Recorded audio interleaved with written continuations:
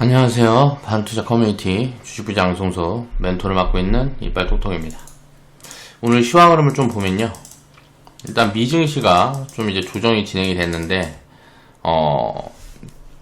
미국 이제 소비 지표가 좀 안 좋게 나오고, 또 일일 확진자가, 코로나 확진자가 뭐 16만 명이 넘어갔다, 뭐 이런 뉴스들이 나오면서 지금 봉쇄 조치가 이제 도시별로 좀 나오고 있는 것 같아요. 이런 부분들이 좀 이제 반영이 되는 것 같고요. 이런 것들은 이제 방향성을 놓고 보면 이제 백신 효율이 굉장히 좋게 나오고 하다 보니까 이게 뭐 90%, 막 95% 이렇게 나왔다라는 건 이 백신이 풀려가지고 이제 접종만 다 되면 거의 뭐 코로나는 거의 끝나간다라고 보는 게 맞을 것 같아요. 다만 이제 백신이 접종되는 데까지 한 1, 2년 뭐 걸린다 그러면 중간중간 이제 뭐 노이즈 요인은 나올 수 있겠죠. 지금처럼 확산세가 빠르고 뭐하고 하다 보면, 그러니까 현실적으로는 이제 뭐 문제가 생기는 거니까요.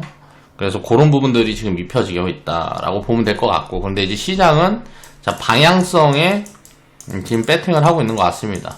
그렇다 보니까 결국은 백신이 풀리면, 이거는 이제 해결이 될 거다라는 스탠스들이 잡히는 거죠.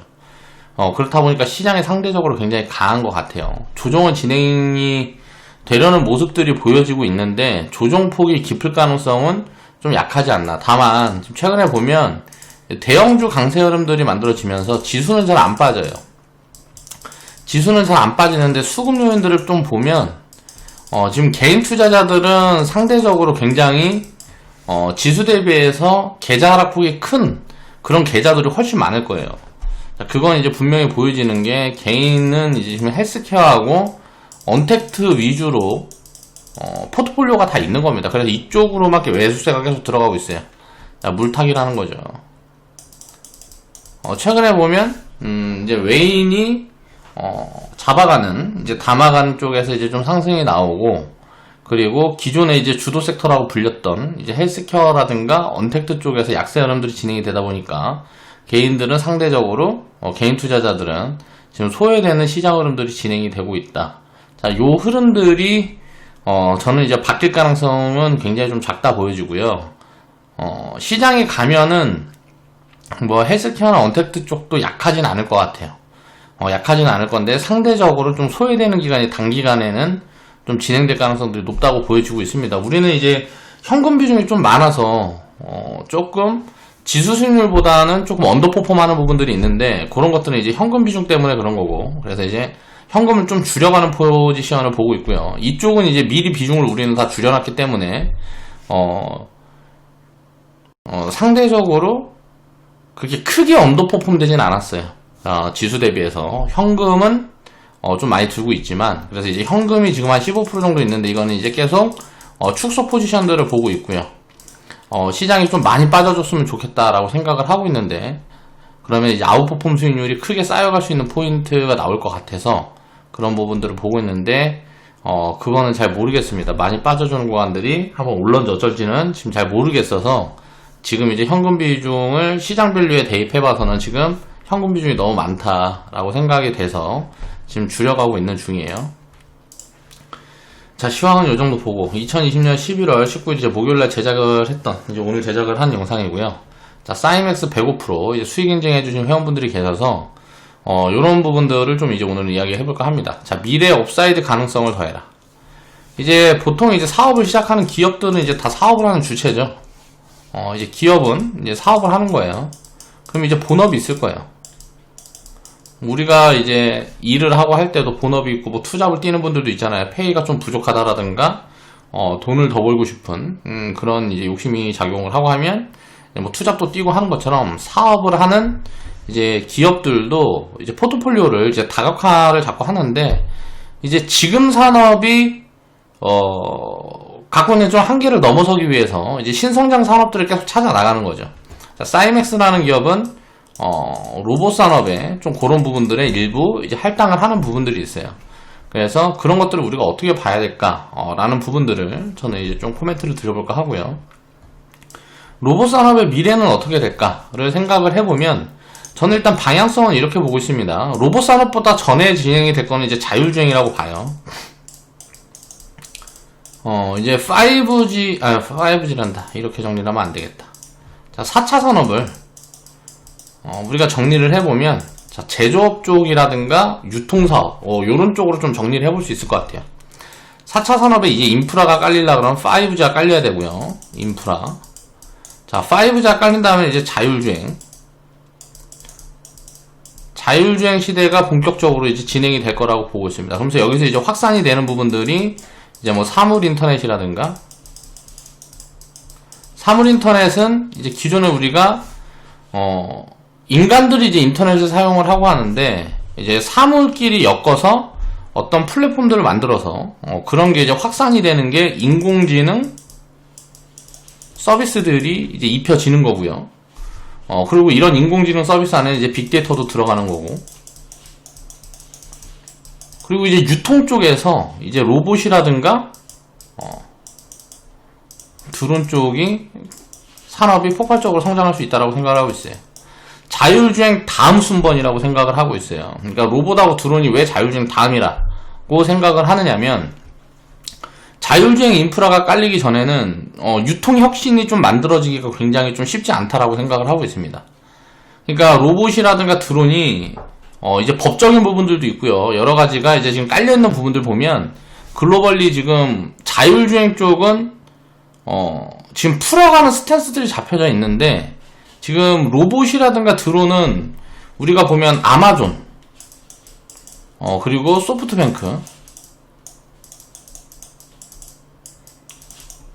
이런 이제 거대 기업들이 지금 하고 있는 이제 유통기업 중에 가장 이제 대빵은 아마존이죠. 유통기업 중에 유통혁신을 만드는 데서 이런 것들을 많이 사용하려는 부분들이 보여지거든요. 아마존 같은 경우는 뭐 항공모함 같은 물류센터를 공중에다 띄워놓고 공중에서 이제 드론이 배달을 하는 그런 이제 인프라를 만들려는 준비들을 지금 하고 있는 것들이 지금 언론에서 자꾸 보도가 되고 있고, 그런 부분들에 뭐 이제 특허도 실질적으로 들어가고 있고, 이미 기술 개발은 어느 정도 경지에 이제 도달한 것 같아요. 이제 구조를 어느 정도 만들어 놓고 있는 것 같아요. 그래서 법적인 준비들을 하고 있는 것 같고요. 자, 소프트뱅크 같은 경우는 지금 뭐 이야기를 한 게 이제 자율주행이 이제 시작이 되면 집 앞에 자동차가 자동으로 가서 거기서 이제 로봇이 정해져 있는 대로 이제 실어서 나누는 뭐 요런 쪽의 어떤 그런 것들을 지금 준비를 하고 있는 것 같아요. 그러니까 이런 것들을 보면 여기에서 여러 가지 아이디어들이 나오겠죠.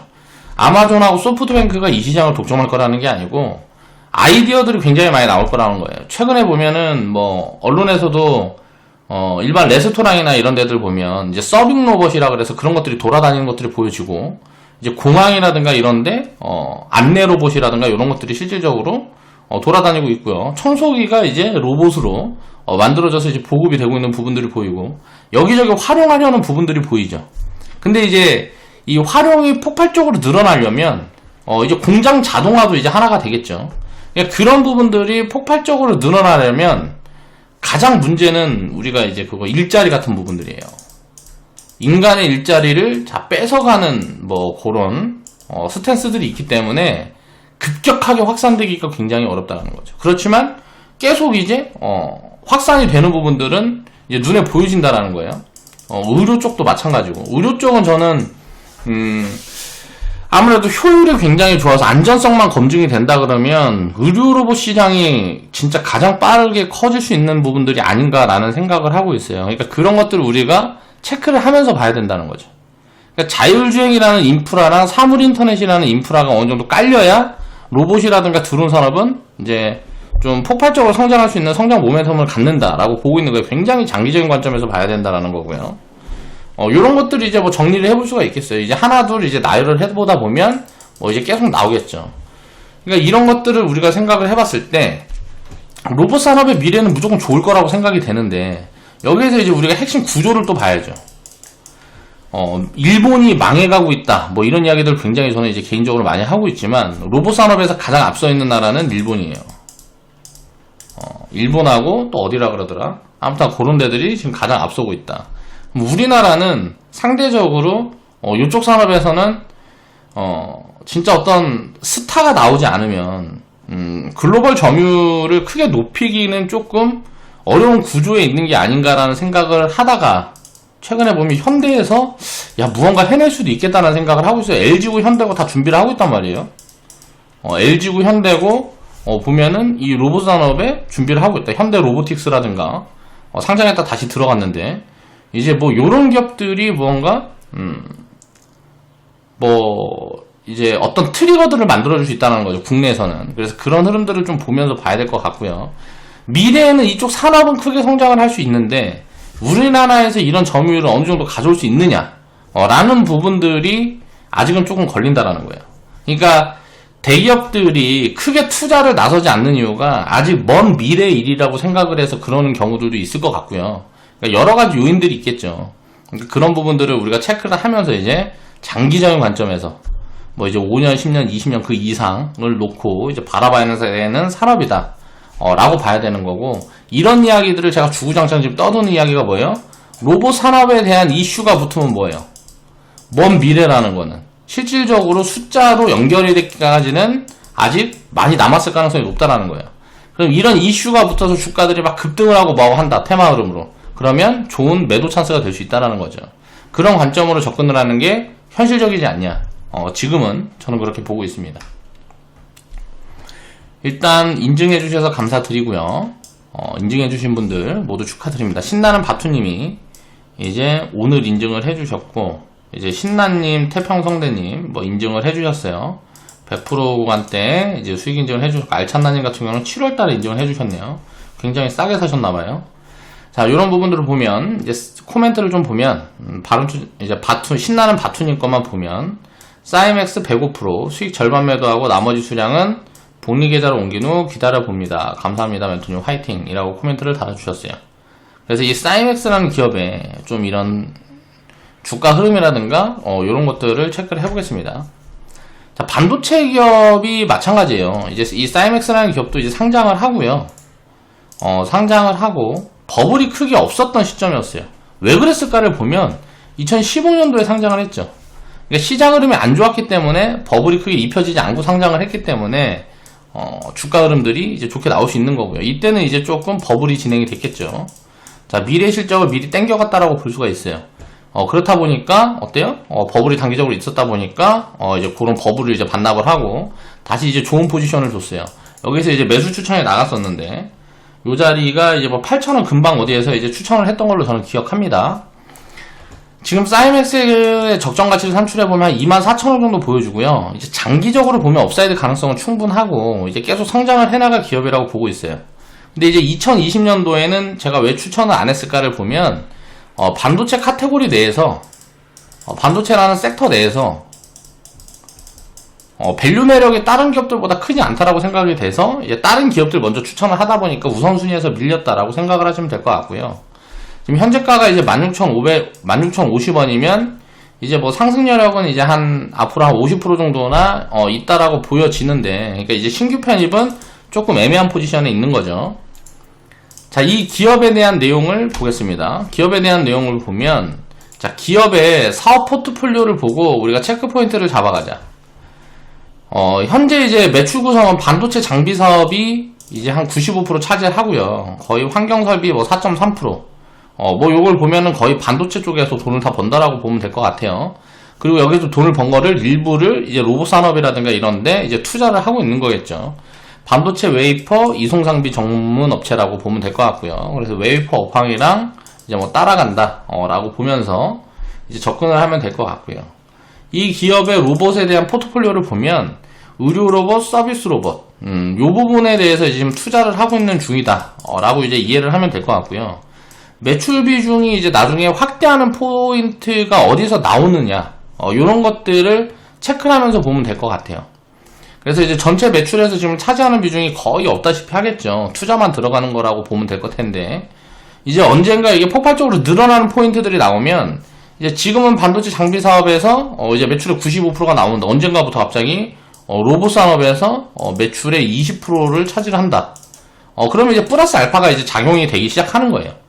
이제 10%가 넘어가는, 매출 비중이 10%가 넘어가는 부분부터는 플러스 알파가 들어가는 구간들이라고 저는 이제 생각을 하는데, 나중에는 이제 본업의 매출도 넘어갈 가능성도 있는 거거든요. 그렇게 되면 확장성이 굉장히 커지는 거예요. 지금은 아직 이런 기업들은 이제 성장이 이제 반도체 사업의 이제 업황에 따라서 이제 달라진다라고 봐야 되는데, 나중에는, 다른 부분들이 이제 플러스 알파로 이제 추가될 수 있는 부분들이 있다라는 거죠. 기업의 이제 여러 가지 사업 포트폴리오를 보면서 지금 신산업에 어디에 투자를 하고 있나라는 부분들을 체크하면서 보는 게 저는 중요하다라고 생각을 합니다.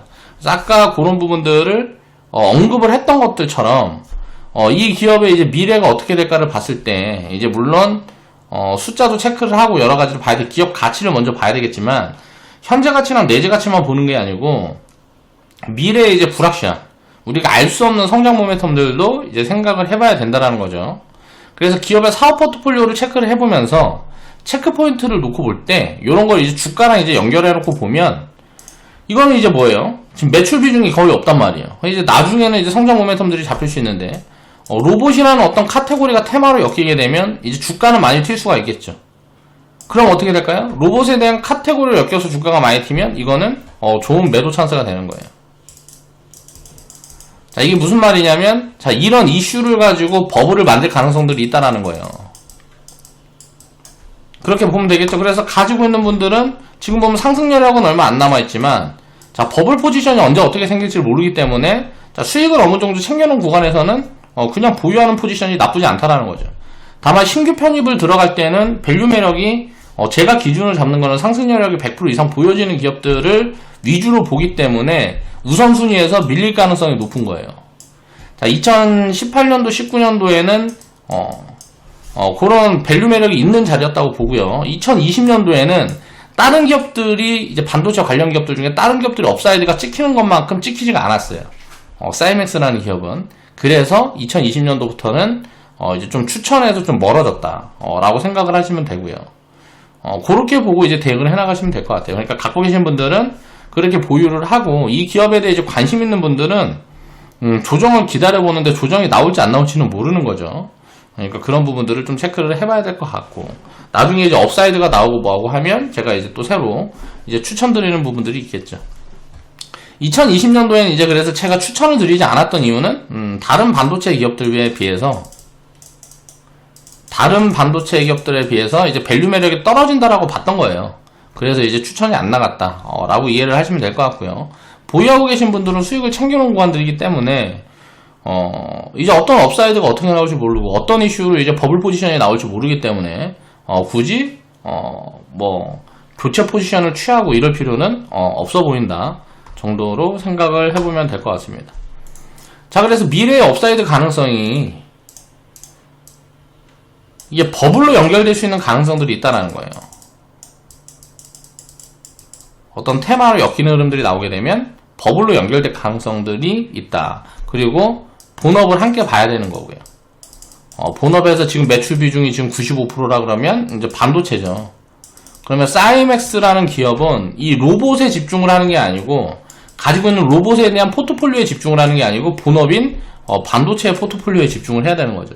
반도체 업황에 따라서 기업의 이제 주가 흐름은 달라진다라는 거예요. 그런데 이런 거를 붙여가지고 예를 들어서 뭐 파동이 나온다라든가 뭔가 하면 버블 포지션의 가능성들이 높다라는 거죠.